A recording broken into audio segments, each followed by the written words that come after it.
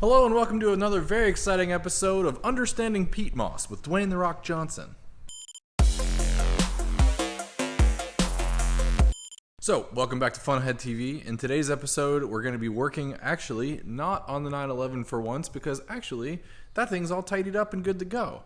We are working on my BMW today and we're going to be fixing the power steering a little bit. Now, here is under the hood of my 2007 BMW 530xi. I've featured this car a couple of times on this channel. For the most part, it's been a really good car for me, but it has had a bit of a neglected maintenance history prior to my ownership of it. So recently, I've been experiencing a bit of a high steering effort symptom when going into corners, especially when turning on to another road, like making it a sharper 90-degree angle, slower speed turns.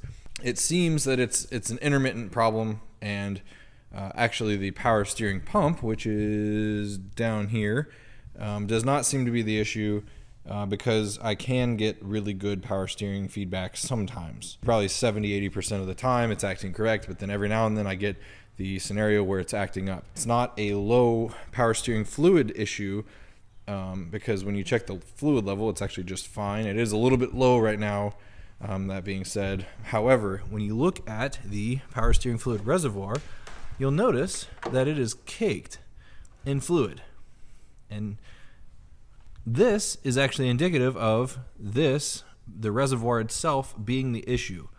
And so what happens is, when these power steering fluid reservoirs age, they actually get somewhat clogged. There's actually a filter inside of them, so when one of the hoses is returned to the power steering fluid reservoir, and the other one is feeding the power steering pump.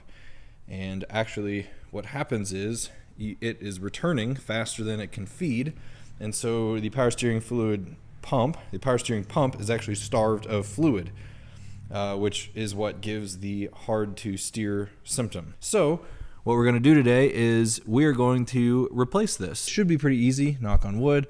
We've got these two bolts that hold the reservoir in, and then there are two hoses underneath. Well, we're first going to empty the reservoir best we can with a pump, and we're going to do that by sucking it out, turning the steering wheel several times to get some fluid to return back into this, and we'll suck that fluid out. It's kind of an iterative process. We'll get it cleaned out the best we can, and then we'll go about removing the reservoir and then swapping it over to the new one, which I have sitting on a table over there. Thank you, FCP Euro. All right, so let's go ahead and get to it. So one thing I didn't explain very well just now on the note of the filter in the reservoir being clogged is there's actually this breather hole in the cap. So it makes sense to where if it's returning to the reservoir faster than what it can pump or allow to go down into the pump, then you will have fluid overfilling this reservoir and then coming out of this breather hole here. Basically, the purpose of this hole is under normal situations when the filter is not super clogged and high in back pressure, it allows for the head space to adjust when the fluid in the system heats up and, expands. It doesn't allow, or it's not supposed to allow, for the escaping of fluid out the front of this thing. So that's obviously what's happening. It's completely coated at the front, so I didn't do a very good job of explaining that earlier. Hopefully that makes sense now. All right, so we've got our old cap off. Just gonna set this aside over here, actually. Okay.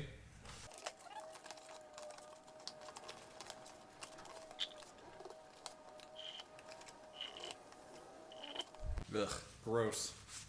In my opinion, old hydraulic fluid is one of the grossest smelling fluids ever. You get this like acidic, metallic, burnt smell to it, and it's just absolutely nasty. And the fluid that is in this reservoir smells that way.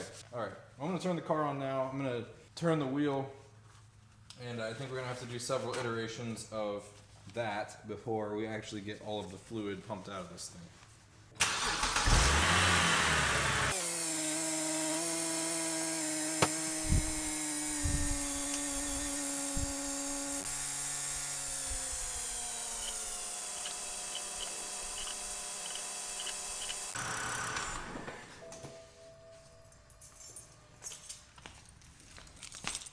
Well, I pulled as much out as I could. I think at this point, I just kind of need to remove the reservoir. We're probably going to end up spilling some, which is going to be super fun and super gross, but whatever. That's what we got to do. So let's do it.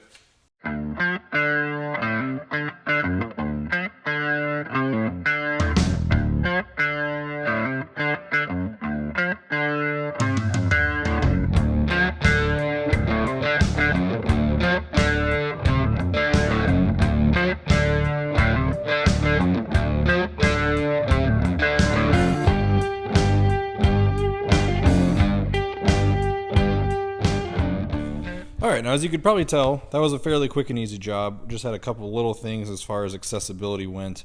I didn't realize how little slack there actually is in these hoses, and they're all kind of constrained underneath the airbox here. So obviously ended up having to just go ahead and remove the airbox, as you guys saw, which is very quick and easy.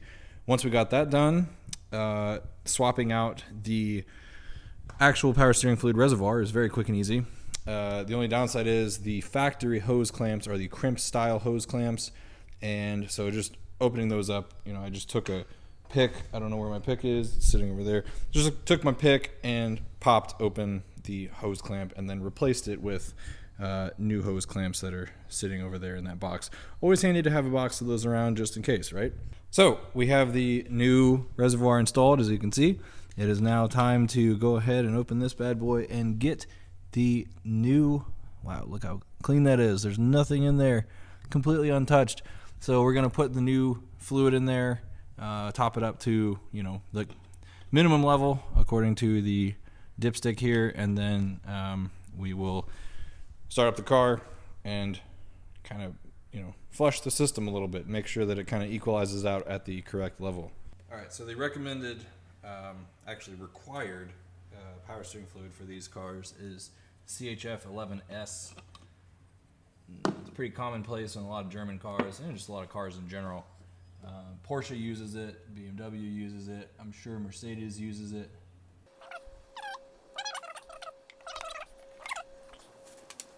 Gonna check the level really quick. Not even on the stick. Okay, more.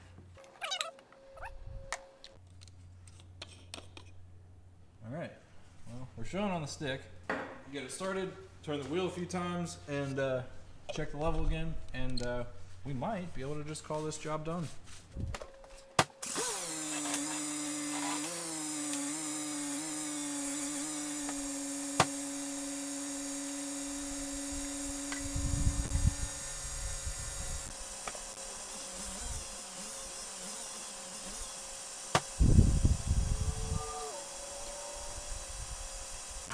Okay, well, good news. I did a couple iterations of turning the steering wheel and then filling it back up. And after the last time of doing that, I checked the level one last time. And as you can see, we are right in the middle there. I think we can call it good. All right, well, with that, thank you all so much for tuning into Fun Ahead TV, where we do projects on cars like this and that, and sometimes that, all the time. If you enjoyed this content, please do the channel a huge favor and hit that like button. It really helps us out a lot. It helps us grow, and it helps bring even more content just like this to you in the future.